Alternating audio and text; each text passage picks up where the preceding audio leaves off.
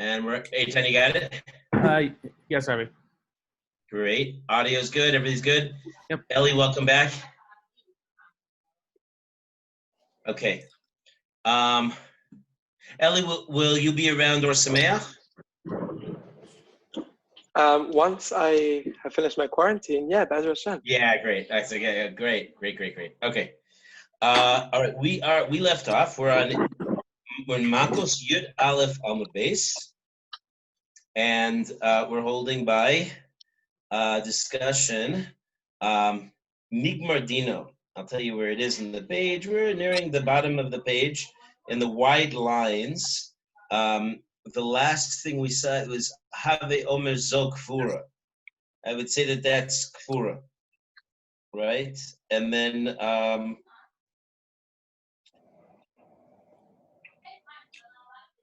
Nigmar. So the line is 6 lines from the bottom near the end. It says Nigmar Dino Venasa Cohen Ben Grusha Ben Chalutza.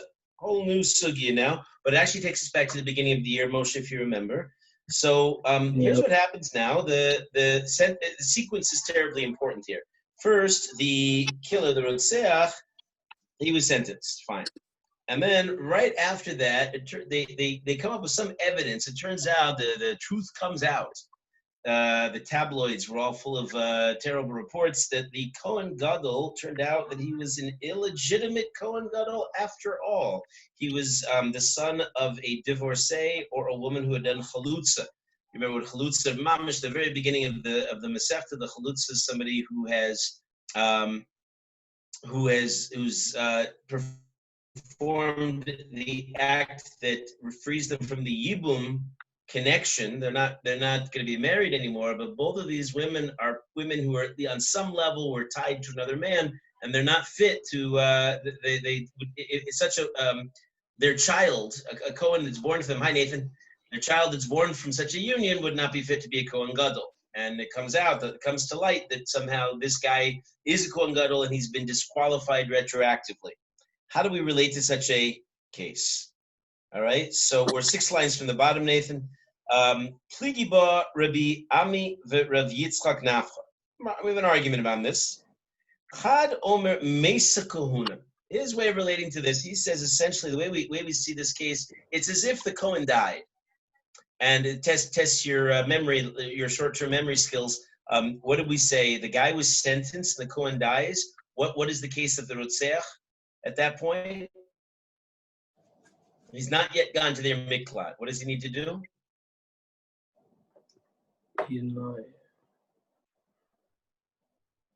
He goes free. It's as if it's like the fact that the Kohen Gadol is unfit for his job. That begins. He's related as the moment it was discovered, and therefore he's not exiled. It's like the Kohen Gadol just died and he gets off scot-free. Okay, so wait, if it was nullified, if the Kohen Gadol was nullified? That's one of the... Right, but we relate to that as if the Kohen Gadol died. Mm-hmm. Right, on the spot. V'chad omer b'teila kahuna. And the other view is that no, it's not that the Kohen Gadol died, but rather it was like the Kohen Gadol, the office had been nullified as if it never was. Like there was never a Kohen Gadol. And that's a big deal now, because now we're saying essentially it's as if he was never fit for office. It's retroactively nullified, in which event, what's the case of the Rotseach? What happens to him now? We're saying that there was never a Kohen Gadol, then... He never goes free. Right. He goes to the miklat, he never goes free. Right. We've seen both of these kinds of cases before, but now we're applying it to this case where the Kohen Gadol learns that he's either Ben Grusha or Ben Chalutza. Another, yet more disadvantages of doing this Pekiah style, some of the discussion around this in the poskim deals with, we're talking about a case here that's D'Oraisa, right? It's from the Torah that he's mandated to go to the miklat. He has to go. He's exempt from going, but one way or the other, it's all these are laws that come directly from the Torah. Well, we know that a Kohen is, on a Torah level, rendered unfit to be a Kohen Gadol if he's a child of a grusha, of a divorcee. But it's only a rabbinic prohibition for a Kohen it's not from the Torah that he's nullified for being a ben chalutza. So we had a similar discussion at the beginning of the year. I don't know if you remember this at all, but like, what's that doing in this whole discussion? Really, the only question should have been about a ben grusha. It's one of the issues at hand here.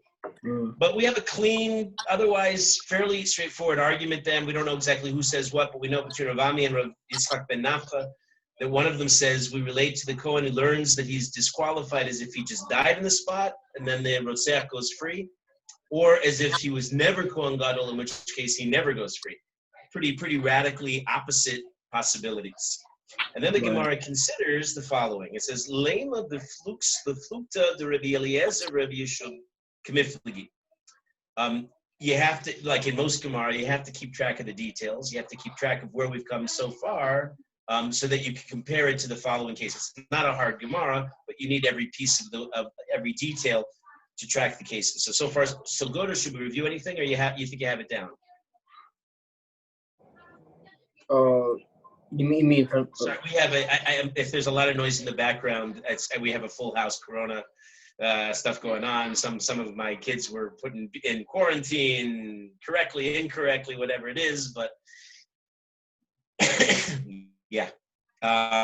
So far so good. Okay, it looks like this is a parallel to the following machlokas. Anybody not have their place in the Gemara, Lema? Okay. I don't have the place. Well, I'm sorry about that. That must be very frustrating for you. Oh, it's so frustrating. Oh, you want me to tell you? Oh, I'm the Rebbe type now, am I? Yeah, it might be I'll appreciated. Fine, I can do that. Okay, I can provide that detail. That's 4 lines from the very bottom of the page, near 4 words from the end. This is Lema b'flukta. What does the flukta mean again? I'll tell you everything. Yeah, let's say this is the same argument. Plukta is like a machlokus. It's the Aramaic word for machlokus, argument. Let's say that the flukta, the Rabbi Eliezer, Rabbi Yeshua, kamifligi. Mifligi is also the language of arguing. Let's say it's the argument of Rabbi Eliezer and Rabbi Yeshua. They're really arguing, meaning they're parallel arguments. We're going to suggest whenever you see a lema, that indicates that in the end, we're going to reject this. It's not going to be quite parallel. But for the moment, for the Havamina, we're going to consider the parallel argument. Rabbi Eliezer and Rabbi Yeshua are 2 of the great Tanaim, subject to great stories, but not for now. Disnan, as we learn in a Mishnah, okay, there's a Mishnah that comes up in Trumos. Trumos we talked about in the trolley sugya. That was the source of a lot of the discussion about the trolley. So it goes like this. Haya omed, a very interesting case. Haya omed umakriv al gabei hamizbeach. The Kohen Gadol, picture this now. He's standing right there. He's in the base of Mikdash. He's bringing korbanos on the mizbeach. Mamish in the heart of his avoda. Right? Few happier times than somebody doing this beautiful avodas Hashem. Right there in the middle of everything.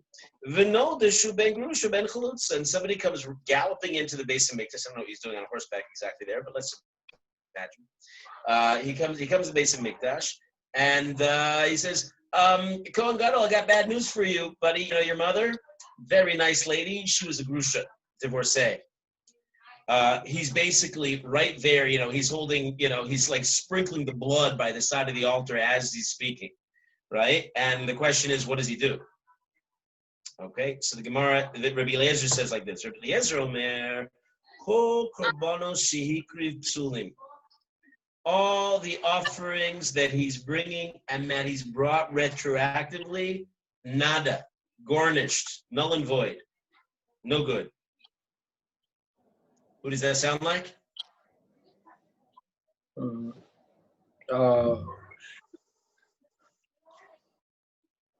Sounds like the opinion that we saw a minute ago that says that it was as if there never was a Kohen Gadol and the Rotzeach has to go to the Miklat and never leave.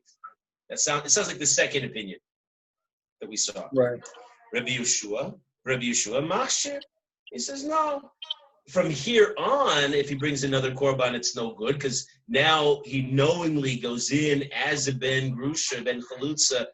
Then that's no good. Then it's no good. But up until then, he didn't know, and what you don't know, I guess, doesn't hurt you. And as a result, he can indeed and does. All of his other korbanos that he brought up until now are okay. And what view does that seem to parallel?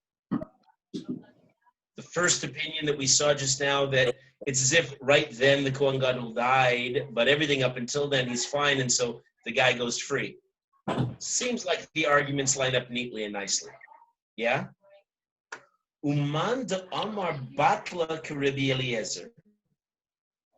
Right? The one who says Batla, our Gemara is saying what I just summed up. Hi, Ezra. Welcome. The one who says Batla, meaning it's retroactively nullified, and the guy never goes out of the Yer Miklat, that's like Rabbi Eliezer, we just saw. I'm sorry, I skipped the line. Sorry, skip something. Manda Amar Mesa K'Rabbi Yeshua. The one who says the first opinion that it's as if the Kohen Gadol died just now, and the guy and the Rotzeach goes free. That's like the second view in this Mishnah. That's Rabbi Yeshua. Manda Amar Batla K'Rabbi Eliezer, and the other one matches with the other one. Mix and match, we're all good. We could go home right now, but no, that would be too easy. The Gemara goes on, and we're on Yud Beis Amud Aleph. Yeah? Are you with me? Too fast, too slow? You getting all the words, Moshe? Yeah, 1 second. The second line, second to last line, Shakarv. She agreed that he offered, like Korban. Right. Mm-hmm. I have a crazy question. Good. So I Rabbi like crazy questions. You? So Rabbi Eliezer, who apostles him, says all of his korbanos are apostle, right? Or did I get mixed up? Yeah. So if you'd really hold that, then say this Kohen Gadol had done Yom Kippur, Avodas Yom Kippur, string turned white, the whole deal. Does that mean that everyone's kaparos had... I'm sorry, Eitan. Eitan, give me a second. It's very noisy. No, just a little softer. Yeah, go ahead, Eitan. So would he hold that all the Kohen Gadol's Yom Kippur Avoda, even though there's like the string turned white, everything that's also like never happened?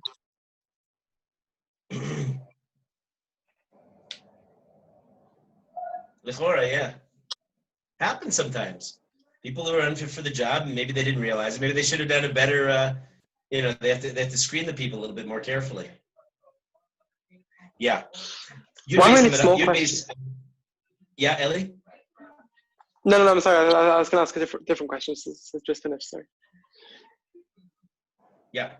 Okay. So the Gemara on the top of Yud Beis continues and says, Aliba de Rabbi Eliezer, Kule Amalo Pligi. One of your points I have to concede. You're right about one thing. One thing for sure, according to Rabbi Eliezer, both the Amoraim that we saw, Rabbi Ami and Rabbi Yitzchak Nafcha, they would both agree. Rabbi Eliezer holds basically retroactively everything is no good, null and void, he was never Kohen. They would have to agree that Rabbi Eliezer is, his view is something to talk about. Yeah, he feels that it's never good. And in the case of our Rotzeach, he'd have to go to the Yer Miklat forever. Yeah, there's not much to talk about there. He pligi, but they would both claim that they do have a good argument according Aliba de Rabbi Yeshua. According to Rabbi Yeshua, Aliba means according to.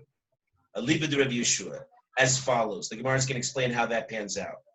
Manda Amar Mesa, Rabbi Yeshua. The simplest position, which is the first position that we saw, was that basically it's as if right then and there the Kohen Gadol died, and the Rotzeach goes free. Well, that fits very perfectly, really, really nice and parallel with Rabbi Yeshua, who holds that, no, the Kohen stuff was not retroactively nullified. It's just from here on, he's no longer Kohen Gadol.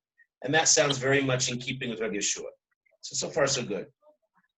Uman Damar Batla, the other one who sounds like he's got the other opinion, because we said he was more like Rabbi Eliezer than Rabbi Yeshua, Uman Damar Batla, he might say, no, even I agree with Rabbi. Even I, you could reconcile our views. How? Adkan lo ka'amar Rabbi Yeshua hasam dichsiv barech Hashem chelo ufol yodav tirtze. It may be. I'll give you the concept outside, and then we'll work out the words inside. The basic concept is it may be that Rabbi Yeshua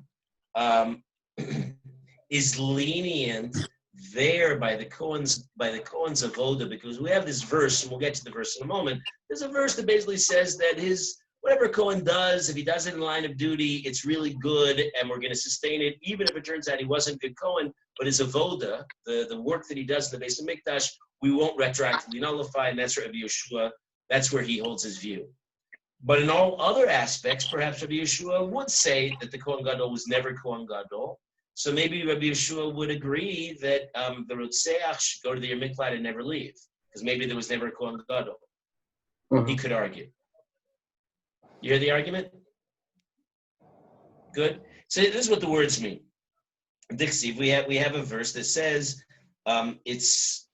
you would find the verse. It's in the Torah. It's in Devarim, and it translates like this: Baruch Hashem Chelo. And by the way, the context of this is talking about Kohanim and their avoda, that what their job is, and it says, "Bless his belongings, Hashem." We're asking Hashem, please bless his belongings. Ufol yadav, and the deeds of his hands. Pa'al is to do, to act. So pol yadav, and the work of his hands. Tirtze, you should want, like ani rotzeh, I want something. Which is like a special exception, maybe. The Rabbi Yeshua would say, yeah, I agree that Cohen's no longer Cohen and never was a Cohen, and the Rotzeach always goes to their miklat. But in this case, when it comes to his actual work of his hands, the pol yadav, well, then I'll acknowledge that will be retroactively good and not nullified, right? And that's what the Gemara concludes. Afilu chalalim shabo, even the Kohanim who become chalalim, who are not really Kohanim because they're ben grusha ben chalutza. Remember the term halal, right? Mm-hmm. Then even their work, even their avoda in the base of Mikdash, retroactively will be okay. What does shabo mean to become? But this view is strict about the Rotseach. Maybe Rabbi Yeshua is also strict. Aval hacha, maybe afilu Rabbi Yeshua moda. Even Rabbi Yeshua agrees that the guy never goes free, he goes there miklat. He would argue. So in some, we would say, there's definitely an argument about, there's definitely an argument between Rabbi Eliezer and Rabbi Yeshua. Is the Kohen Gadol, is his avoda retroactively nullified or not?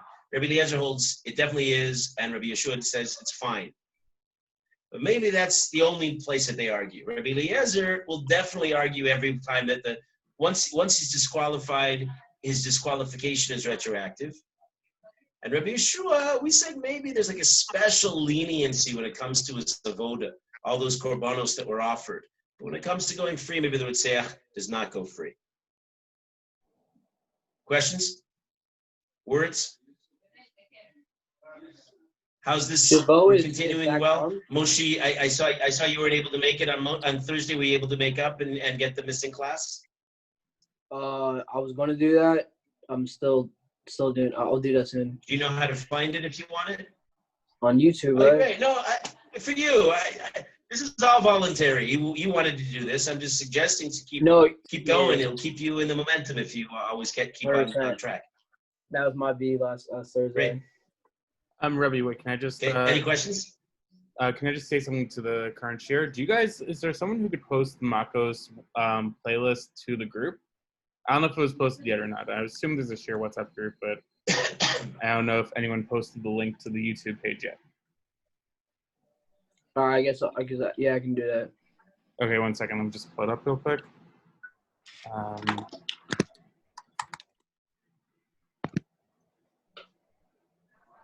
Rabbi?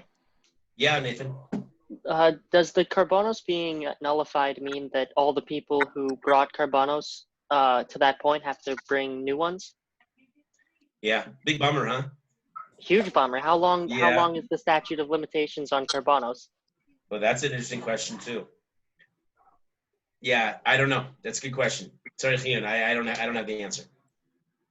I mean, because it really depends. There is every korban is. You don't have the answer. Is that each one is its own discussion. Many of them do have a deadline, and then you miss it. It's like Shachris Mincha and Mari. Kriya Shema. If you get it in, you get it in. Otherwise, there's always tomorrow, but you didn't get today's in. But like Karban Chatat, you'd be able to bring a new one, no? Right, potentially that's true. Yeah. For kapara, korbanos serve a variety of different functions. For certain things, yeah, you're right. You would be able to get a makeup. Interesting. Yeah. All right, good. Have a great day, night, wherever it is, your time zone, and we'll see you tomorrow. Take care, Thank you, Rabbi. Rabbi. Yeah, sure. Bye. Bye.